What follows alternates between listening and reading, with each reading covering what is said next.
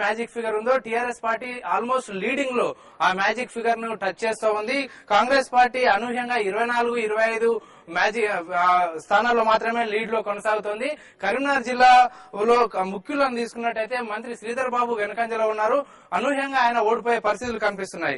ఇక మంత్రుల పరిస్థితి తీసుకున్నట్టయితే ముఖేష్ హైదరాబాద్ లో భారీ తేడాతో వెనుకంజలో ఉన్నారు. ఆయన సమీప ప్రత్యర్థి ఆయన పైన బీజేపీ అభ్యర్థి గెలిచే అవకాశాలు కనిపిస్తున్నాయి. ఇక దానం నాగేందర్ కూడా వెనుకంజలో ఉన్నారు. మెదక్ నుంచి కాంగ్రెస్ పార్టీలో చేరినటువంటి ఎంపీ విజయశాంతి ఇప్పుడు ఎమ్మెల్యేగా మెదక్ అసెంబ్లీలో పోటీ చేస్తున్నారు. ఆమె కూడా అక్కడ వెనుకంజలో ఉన్నారు. పద్మా దేవేందర్ రెడ్డి టీఆర్ఎస్ అభ్యర్థిగా చాలా లీడ్ లో ఉన్నారు. అదేవిధంగా వరంగల్ జిల్లాలో మంత్రి సారయ్యపై వైసీపీ నుంచి టీఆర్ఎస్ లో చేరినటువంటి కొండా సురేఖ పోటీ చేస్తున్నారు. కొండా సురేఖ కూడా లీడ్ లో ఉన్నారు అక్కడ టీఆర్ఎస్ అభ్యర్థిగా. అదేవిధంగా తెలంగాణ పిసిసి చీఫ్ పొన్నాల లక్ష్మయ్య కూడా వెనుకంజలో ఉన్నారు.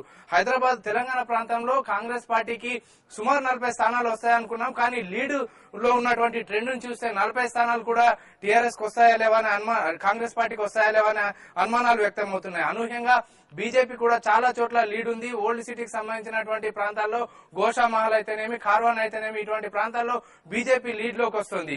ఇక హైదరాబాద్ పార్లమెంట్ కు సంబంధించి కూడా ఇప్పుడు చాలా స్థానాల్లో బీజేపీ లీడ్ లో ఉంది. ఇక ముస్లిం ప్రాంతానికి సంబంధించిన సెగ్మెంట్లు వచ్చినప్పుడు ఎంఐఎం లీడ్ లోకి వచ్చే అవకాశాలు కనిపిస్తున్నాయి. ఇక పార్లమెంట్ సెగ్మెంట్ తెలంగాణ ప్రాంతంలో టీఆర్ఎస్ పార్టీ 11 పార్లమెంట్ సెగ్మెంట్లలో లీడ్ లో ఉంది. టీడీపీ 2 సెగ్మెంట్లలో లీడ్ లో ఉంది. కాంగ్రెస్ పార్టీ 3 సెగ్మెంట్లలో మాత్రమే లీడ్ లో ఉంది. బీజేపీకి మాత్రం 2 సెగ్మెంట్లలో లీడ్ కనబడుతుంది. ఒకటి సికింద్రాబాద్, మరొకటి హైదరాబాద్ స్థానాల్లో. ఇప్పటికున్నటువంటి వసంత్ ప్రధానంగా తెలంగాణ ప్రాంతంలో ఏదైతే బీజేపీ టీడీపీ అలయన్స్ ఎంతవరకు హిట్ అవుతుంది అనేది వేచి చూడాల్సిన అంశం. ఇప్పటి వరకు మాత్రం బీజేపీ టీడీపీకి సుమారుగా 18 స్థానాలు వస్తాయి, 18 నుంచి 20 స్థానాలు వస్తాయంటూ అన్ని సర్వేలు చెప్పాయి. ఇప్పుడున్నటువంటి ట్రెండ్ ప్రకారం చూస్తే టీడీపీకి 15 స్థానాలు, బీజేపీకి 4 స్థానాలు దరిదాపుల్లో వచ్చే అవకాశాలు ఉన్నాయి. టీఆర్ఎస్ కి మాత్రం మ్యాజిక్ ఫిగర్ సింగిల్ గానే క్రాస్ అయ్యే అవకాశాలు ఎక్కువగా కనిపిస్తున్నాయి వసంత్. అంటే మొత్తానికి తెలంగాణలో టీఆర్ఎస్ పార్టీ హవా ఇప్పటి వరకు అయితే లీడ్ లో కొనసాగుతుంది. మరో గంట తర్వాత కానీ విన్నింగ్ ఫలితాలు బయటకు వచ్చే అవకాశాలు లేవు వసంత్. బీజేపీ ఆధిక్యంలో ఉంది. హైదరాబాద్ స్థానాన్ని ఎప్పటికప్పుడు కంచుకోటగా భావిస్తున్న ఎంఐఎం వెనుకంజలో ఉంది అని అఫ్ కోర్స్ ఇవి ఇనీషియల్ రౌండ్స్, ఇంకా చాలా రౌండ్స్ కౌంటింగ్ జరగాల్సిన పరిస్థితి కనిపిస్తుంది. సురేష్ గారు, సో బిజినెస్ మెన్ చాలా మంది ఈసారి పోటీ చేయడం జరిగింది. అటు కర్ణాటకలో నీలకణి కావచ్చు, బాలకృష్ణ కావచ్చు, మన దగ్గర కూడా వివేక్ లాంటి వాళ్ళు కావచ్చు, ఇటువంటి వాళ్ళందరూ కూడా పోటీ చేస్తున్న పరిస్థితి. ఎందుకు బిజినెస్ మెన్ పాలిటిక్స్ పట్ల ఇంత ఆసక్తి కనపరుస్తున్నారు? అంటే ఇప్పుడు ఐ కెన్ టెల్ యూ కేస్ నందన్ గురించి అయితే ఐ డోంట్ నో అండి. So but I can tell you Vivek he's always been interested in politics. That's I mean not just so and Jay Goda, I know he's actually major degrees in political science. So these are families which have always been interested in politics and also great businessmen. Both of them are very, very accomplished businessmen, and I think that talent is needed. See, on the whole చూసారు అనుకోండి, as business people, first we balance the balance. ఇది business లో మనం బాగా డబ్బు సంపాదించాము, ఈ society మనకి చాలా ఇచ్చింది, సో సమాజానికి ఏదైనా కొంత సేవ చేద్దాం అనే ఉద్దేశంతో వస్తున్నారు, లేకపోతే మీ బిజినెస్ ని ఇంకా ఎక్కువ ఎంపైర్స్ ని ఎక్స్పాండ్ చేద్దాం అనే ఉద్దేశంతో వస్తున్నట్టు? అదే నేను the two people I know అండి, I can't talk for everybody. Both these people are interested in serving the public అండి.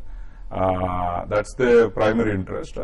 But I think there are many businessmen. The accusation is purely business కోసం వస్తున్నారని చెప్పి. In fact మనం ఇంతకుముందు చూసాం విజయ్ మాల్యా లాంటి వాళ్ళు ఎప్పుడు సమాజానికి సేవ చేసిన పాపాన్ని పోయినట్లు కనపడదు మనకి. ఆర్ ఈవెన్ మన రాష్ట్రంలో కూడా అటువంటి examples. Some people are always exceptions to the cases అండి. But as I said, the couple of people I know and all that they are really interested in serving the public. Because I myself have asked them directly many times, and I can see that they are really interested in serving the public. So NDA ఆధిక్యం మనకు 273 సీట్లను మించింది. So NDA is in the winning mode. So NDA crosses the 270 mark అంటూ మనకు వార్తలు agencies నుంచి అందుతున్నాయి. 274 సీట్ల ఆధిక్యంలోకి వచ్చింది. యూపీఏ కేవలం 75 సీట్ల లో మాత్రమే ముందంజలో ఉంది. అండ్ దేశవ్యాప్తంగా మోడీ మేనియా, ఈ ట్రెండ్ ఇలాగే చూస్తే మనకి NDA on its own 300 seats cross చేసే అవకాశాలు కనిపిస్తున్నాయి. ఇతరత్ర చిల్లర పార్టీల సహకారం గానీ సహాయం గానీ అవసరం లేకుండానే బీజేపీ ప్రభుత్వాన్ని ఎన్డీఏ పక్ష భాగస్వాములతో కలిసి ప్రభుత్వాన్ని ఏర్పాటు చేసే అవకాశాలు స్పష్టంగా కనిపిస్తున్నాయి. క్లియర్ మ్యాండేట్ ఇస్ ఇంపార్టెంట్ అండి. Yeah. Clear mandate It's good for the economy also. Actually we need that now. So ప్రభుత్వం ఏదైనా రిఫార్మ్స్ గానీ ఇతరత్ర విధానాలు గానీ ముందుకు తీసుకెళ్లాలంటే ఇటువంటి స్పష్టమైన మెజారిటీ అవసరం. సో బాలాగారు అందువల్ల అనుకుంటాను మెజారిటీ పెరుగుతున్న కొద్దీ మార్కెట్లు మరింతగా పైకి వెళ్తున్నాయి. సో అపార్ట్ ఫ్రమ్ బ్యాంక్స్ ఇంకా ఎటువంటి స్టాక్స్ సెక్టర్స్ రికమెండ్ చేస్తారు? అంటే actually number 1 happens to be infrastructure అండి. ఎందుకంటే $1 trillion మనకి రావాలంటే probably over the next 5-10 years అండి. సో ఇన్ఫ్రాస్ట్రక్చర్ కి మనం ఎఫ్డిఐ పరంగా పెద్దపీట వేస్తే definitely I think that be one of the huge sectors. ఎందుకంటే దాని ఫాలోఅవుట్ ఎఫెక్ట్ అనేది డెఫినెట్లీ ఇప్పుడు మన రియల్ ఎస్టేట్ మీద కానివ్వండి అండ్ ఇతరత్ర సిమెంట్, స్టీల్ మీరు అన్నట్టు, and these are all huge projects, greenfield projects which have a cascading effect in terms of employment generation. So ఇతరత్ర వేరే సెక్టర్లు అంటే ఐ థింక్ ఆటోమొబైల్ ఇన్ఫ్రాస్ట్రక్చర్ పెరిగితే definitely automobile, LCVs, HCVs, passenger cars, 2-wheelers, 3-wheelers అన్ని కూడా పుంజుకుంటాయి. So as the economy has to kick in, first it's a mundane nature that banks have to grow, number 1. Number 2 infrastructure, then automobile రంగం. ఇట్లా మనం manufacturing కి definitely పెద్దపీట వేయాలండి. We have already clearly have a lead over the world in terms of service sector.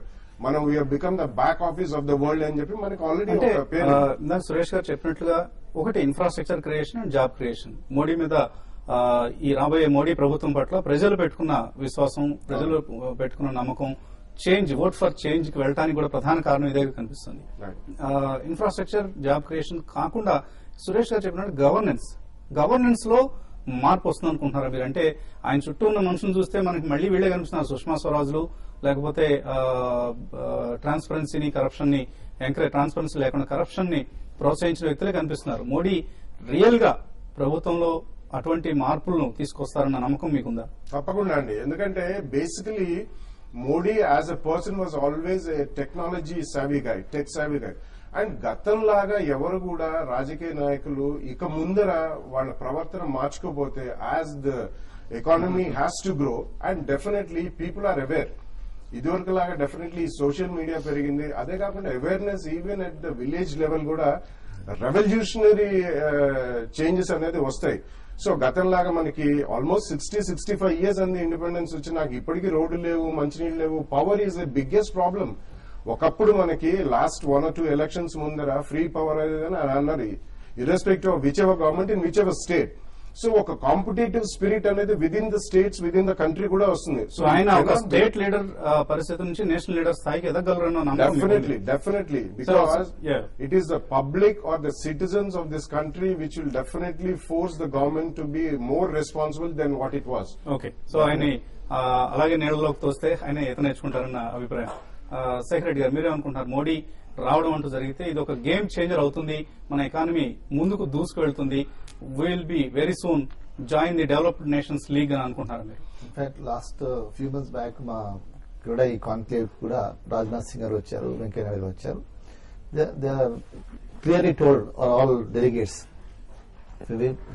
we come back to power, we'll see that interest rates will go down, particularly home loans, and we liberally will extend the finance to the industry in చెప్పినారు. And we'll see also all the permissions will be cleared within no time. So 280 సీట్ల ఆధిక్యంలో ఉంది NDA. Andhra Pradesh పరిస్థితి చూసినా కూడా మనకి ఎన్డీఏకి 17 సీట్లు కనిపిస్తున్నాయి, యూపీఏ 5, ఇతర పార్టీలు 8 సీట్లలో ఆధిక్యంలో ఉన్నట్లు కనిపిస్తుంది. And Maharashtra clean sweep, NDA 29 seats. So ఎక్కడ చూసినా ఎన్డీఏ హవా. అంటే దేశ ప్రజలు ఎంతగా పెట్టుకున్న నమ్మకాన్ని మోడీ నిలబెట్టుకుంటారన్న నమ్మకం మీకుంది? డెఫినెట్గా అండి. అండ్ ఆల్రెడీ ఒక మోడల్ చెప్తుండే, గుజరాత్ మోడల్ మీద అందరికీ దృష్టి అంత ఫోకస్ అంత ఎంటైర్ క్యాంపెయినింగ్ లోనే గుజరాత్ మోడల్ మీద ఫోకస్ అయింది. కాబట్టి గుజరాత్ మొదటి నుంచి కూడా ఒక ప్రోగ్రెసివ్ అవుట్లుక్ ఉన్న స్టేట్. ఈవెన్ అంతకుముందు కాంగ్రెస్ ప్రభుత్వాలు ఉన్నప్పుడు కూడా గుజరాత్ ప్రోగ్రెసివ్ గా ముందుకు వెళ్ళి Modi of course added fuel to the growth engine. So అటువంటిది దేశం మొత్తం మీద రిప్లికేట్ చేయడం అంత సులభమా? చేయొచ్చు. ఎందుకంటే ఒక మోడల్ ఆల్రెడీ తయారు చేసి పెట్టాడు. And is running that entire state with good set of officers. మంచి ఆఫీసర్స్ ఉన్నారు అక్కడ. అదే సెటప్, అలాంటి సెటప్ కూడా మన గవర్నమెంట్ ఆఫ్ ఇండియాలో ఇప్పుడు ఒకటండి. యూపీఏ 1 బాగా చేసింది. తర్వాత యూపీఏ 2కి వచ్చేసరికి ఏంటంటే ఈ స్కామ్స్ అయిపోయిన తర్వాత ఈ పాలసీ డిసిషన్స్, కొత్త పాలసీ డిసిషన్స్ తీసుకోవాలన్నా కొద్దిగా భయపడ్డారు. అఫీషియల్స్ సపోర్ట్ లేదు. Whenever we went to the ministries, they said, no, we can't do anything. If you take any positive decision also it will be attributed something problem ఉంటుందనేసి plus political support కూడా లేకపోయింది వాళ్ళకు. So definite గా this new government ఒకటి మా ఇండస్ట్రీకి కూడా last time NDA government కూడా చాలా స్టిమ్యులస్ ప్యాకేజ్ ఇవ్వడం జరిగింది, ఇన్సెంటివ్ జరిగింది, ఈవెన్ అర్బన్ ల్యాండ్ సీలింగ్ కూడా. గోల్డెన్ క్వార్టర్లేటర్ అనే ఒక ప్రాజెక్ట్ Yes. దేశ రోడ్ల వ్యవస్థను సమూలంగా మార్చివేసిన పరిస్థితి మనం చూసాం ఎన్డీఏ ప్రభుత్వ హయాంలో. మేబీ రాబోయే రోజుల్లో కూడా ఇన్ఫ్రాస్ట్రక్చర్ పరంగా మరింత ఫోకస్ చేస్తారు, ఫారిన్ ఇన్వెస్ట్మెంట్ కూడా మనం అట్రాక్ట్ చేయగలుగుతాం అనుకుంటున్నారు. సురేష్ గారు, ఎఫ్డిఐ అందరూ ఎక్కువగా ఎదురు చూస్తున్నారు. ఇంతకుముందు ఏవైతే ట్రికీ సెక్టర్స్ అనుకున్నారో అటువంటి సెక్టర్స్ లోకి ఎఫ్డిఐ రావడానికి మోడీ చర్యలు తీసుకుంటారు అనుకుంటున్నారు. So definitely, Andy, because I've had the fortune of meeting him a few times over the last few months, and we've asked him these questions. So ఆయన ప్రైమరీగా ఒకటే చెప్పారండి, ఏమన్నారంటే వన్ పాలసీ క్లారిటీ ఉండాలి. How can we go back and retrospective ట్యాక్స్లు కానీ retrospective laws కానీ is promised all those will be ended. ఒకటి ఎఫ్డిఐ అంటారా, మామూలు ఇప్పుడు నన్ను అడిగారు అనుకోండి, నా ఇన్వెస్ట్మెంట్ నాకు అదే భయం, రేపు పొద్దున ఏ రూల్ మారుతుందా, ఎలా మారుతుందా, ఎందుకంటే వి ఆల్ టేక్ రిస్క్స్. ఇప్పుడు బ్యాంక్ నాయనకాలు పడద్దు కానీ ఇప్పుడు రేపు పొద్దున కట్టకపోతే, బట్ ఇప్పుడు అట్లా. So and I think he's definitely there is a positive vibe అండి. అండ్ పాయింట్ ఏంటంటే అదే అండి, ఇప్పుడు లీడర్షిప్ సమ్ టైమ్స్ ఇప్పుడు మా ఓన్ కంపెనీలో కూడా ఉన్నాను అనుకోండి, I have to keep pepping up people and bringing them up, otherwise నేనే నెగిటివ్నెస్ తీసుకొచ్చాను అనుకోండి, ఇంక బిజినెస్ ఎక్కడికి వెళ్తుంది. That is the role of the leader too. అండ్ ఆయన మాట్లాడుతుంది ఏంటంటే అదే ఏంటంటే ఇప్పుడు చేస్తారో లేదో తెలియదండి, but the idea that will have a bullet train kind of this thing. You know just imagine, మనకి ఇప్పుడు జర్మనీలో 500 kilometers ట్రావెల్ చేయాలంటే ఇట్ టేక్స్ మీ 2 hours. మనకి ఎంతసేపు పడుతుంది ఇక్కడ? No go to Vizag, how long does it take అండి మనకి? అండ్ అది కూడా లుక్ ఎట్ ఇట్, ఇప్పుడు కూడా మనకి టికెట్లు దొరకవు. డాలర్ తో రూపాయి 58.68. సో ఇంత ముందు మనం ఎప్పుడు కూడా ఇంత 59 అది ఉంటుంది కదా, ఊహించలేని పరిస్థితి. ఇప్పుడు 58.68 దగ్గరికి వచ్చింది. 60 paisa. So stock markets are giving thumbs up to Modi's victory. And Rahul Gandhi, in fact మనం వార్తల్లో చూస్తున్నాం, రాహుల్ గాంధీ స్వయంగా వెనకబడ్డారు అమేథీలో ఉన్న వార్తలు. మేబీ రాయబరేలీలో of course Sonia Gandhi winning spree కొనసాగిస్తున్నారు, కానీ 376 ఓట్ల వెనుకబడి ఉన్నారు స్మృతి ఇరానీతో. ఇంకా చాలా రౌండ్స్ ఉంటాయనుకోండి, కానీ రాహుల్ గాంధీ లాంటి వ్యక్తే ఇటువంటి పరిస్థితిని ఫేస్ చేయాల్సిన, అంటే అంత దారుణంగా పరిపాలించారా ఈ దేశాన్ని కాంగ్రెస్ యూపీఏ ప్రభుత్వం అన్న అనుమానాలు వస్తున్నాయి. సెక్రటరీ, ఇన్ఫాక్ట్ మనం అబ్జర్వ్ చేస్తే లాస్ట్ ఎలక్షన్ క్యాంపెయిన్ లో వాళ్ళు కొన్ని మంచి పనులు చేశారండి, కానీ ఎక్కడ కూడా చెప్పడం జరగలేదు, చెప్పుకోలేదు వాళ్ళు అది పబ్లిసిటీ ఇచ్చుకోలేకపోయినా వాళ్ళు చేసిన కూడా మంచి పనులు ఎక్కడ కూడా మనకు అనిపించలేదు. అంతా ఏదో వేరే డైరెక్షన్ లో వెళ్ళిపోయింది. డెవలప్మెంట్ గురించి ఎక్కడ క్యాన్వాసింగ్ జరగలే, ఏదో పర్సనల్ లెవెల్లో పోయింది, ఇంకేదో ఇష్యూస్ పోయినాయి. కానీ UP also done good job. NREGA గురించి ఎక్కడ చెప్పుకున్నారు, ఎంతమంది బెనిఫిట్ పొందారని ఎక్కడ చెప్పారు, ఎంతమంది మన ఇది బీపీఎల్ లైన్స్ పైకి వచ్చారనేది కూడా ఎక్కువ డెవలప్మెంట్ యాక్ట్ చెప్పలేదు. వాళ్ళు కూడా కొన్ని, ఇన్ఫాక్ట్ ఇక్కడ వైఎస్ఆర్ గవర్నమెంట్ కూడా బాగా చేశారు కదా, వాళ్ళు చెప్పుకోలేకపోయినారు.